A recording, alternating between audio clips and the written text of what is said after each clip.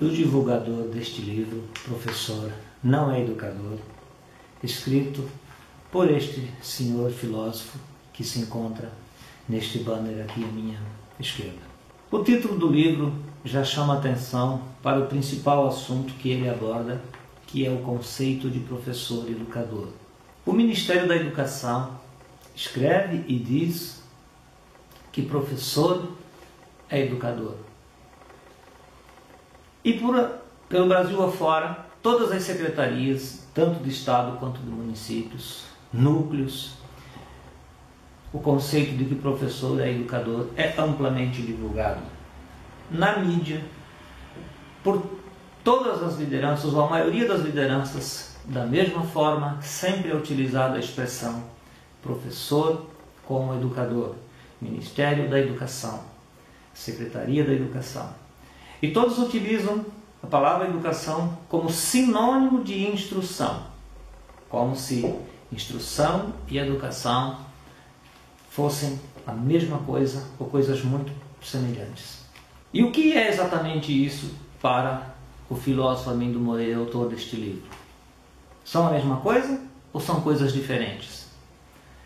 Educação é criar hábitos e sentimentos que permitam a pessoa adaptar-se no meio em que vai viver. Está ligado a valores morais. Instrução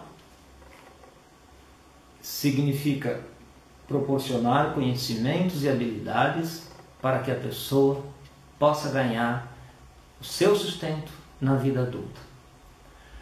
Quem tem a responsabilidade de educar? Pai, mãe, familiares. Quem tem a responsabilidade de instruir? Professores na escola. Uma pergunta surge: a quem interessa esta confusão entre educação e instrução? A alguém deve interessar. Numa primeira análise, esta confusão interessa a governos totalitários, ditatoriais. Por quê? Porque interessa para governos totalitários educar o povo para a sua ideologia. E, na verdade, esta é a origem do nome Ministério da Educação. O Brasil já teve Ministério da Instrução até 1935. Podem buscar na história da educação brasileira. Esta moda veio da Europa no início do século passado, porque os ditadores de lá entenderam que, através da escola, dos seus funcionários chamados professores, poderiam educar o povo para a sua ideologia. E a mudança ocorreu. E veio para as Américas, onde aqui tinha ditadores por todos os lados. E até hoje permanecemos com este nome, Ministério da Educação.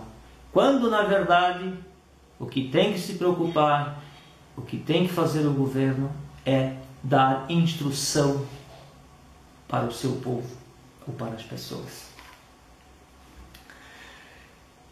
A educação, ligada a valores morais, ligado a sentimentos e hábitos que permitam a pessoa adaptar-se no meio em que vai viver,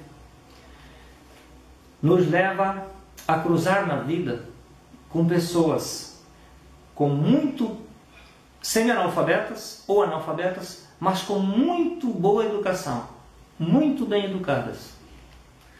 Por outro lado, imagino que não é novidade para vocês que assistem a este vídeo encontrarmos pessoas muito bem instruídas, mas profundamente mal educadas. Mais uma comprovação de que educação e instrução não são a mesma coisa, são coisas diferentes.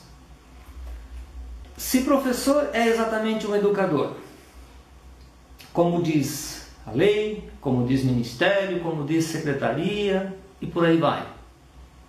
Nós temos professores competentes e incompetentes, ateus e religiosos, estúpidos e gentis, que adoram ditadores e que gostam da democracia, que só falam em política e que detestam política. Quais desses professores educam? Todos? Ou só alguns? Por falar nisso, qual curso que se faz para aprender a educar filhos dos outros? Não conheço curso nenhum que ensine a educar filhos alheios. A escola ou as escolas é um local, é um ambiente que, para bem funcionar, precisa ter disciplina. Uma empresa, para funcionar, precisa ter disciplina. Um clube esportivo, para funcionar, precisa ter disciplina. E assim, um conjunto de ambientes e organizações exigem disciplina para bem funcionar. Por que a escola seria diferente? No entanto, só dizem que a escola educa. Por que não dizem que a empresa educa, que o clube educa, que a associação esportiva educa e assim por diante? Exigir disciplina, de alguma maneira, colabora para que a pessoa se autoeduque. Exigir disciplina é algo necessário para bem funcionar, para que o professor possa desempenhar e fazer o seu trabalho. Mas não necessariamente temos que dizer que exigir disciplina significa educar. Assim como, se nós formos a um médico e o médico diz para o seu paciente que tem que mudar de hábitos, porque senão pode ter um problema maior, aquele médico também pode ter colaborado na educação do seu paciente.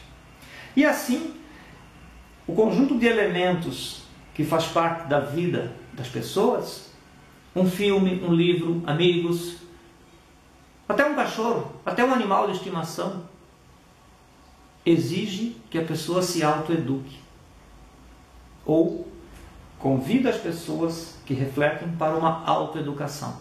E é neste contexto que se insere a atividade de professor.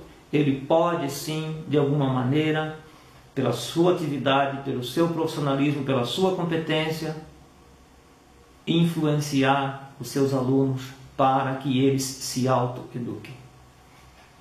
Mas dizer que professor é educador é parte da grande confusão existente há quase 80 anos, particularmente aqui no Brasil. Além destes conceitos de educação e de instrução, que é a primeira parte do livro e talvez a maior parte do livro, o filósofo Armindo Moreira descreve muitos outros temas ligados ao mundo do ensino. Afinal de contas, ele lecionou por 43 anos. E nesses 43 anos, além de professor, também foi diretor de colégio, também fez reuniões de pais, e tudo aquilo que envolve a vida e os assuntos de uma escola. E entre esses tantos temas que ele aborda neste livro, mais alguns vou comentar aqui.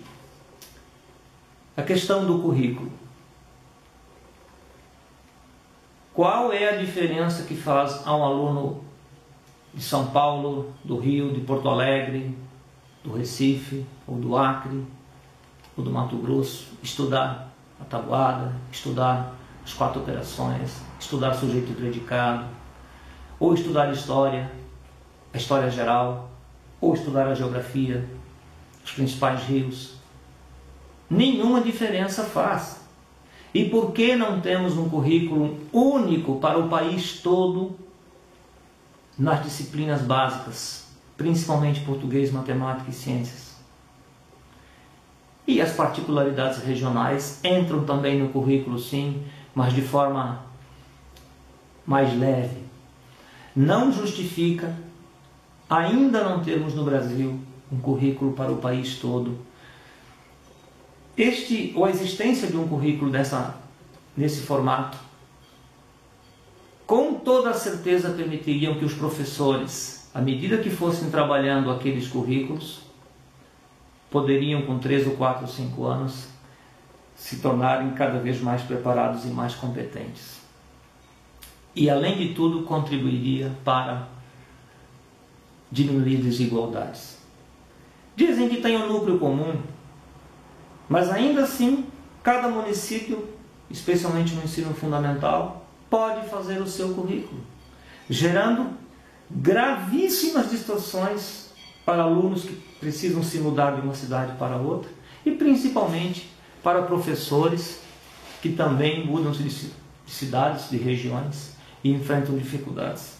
Então a existência de currículo único para o país todo no ensino fundamental e ensino médio é uma necessidade imperiosa que se coloca para tornar o Brasil, ou tornar o ensino do Brasil mais desenvolvido e principalmente professores mais competentes e que contribua para a aprendizagem dos seus alunos.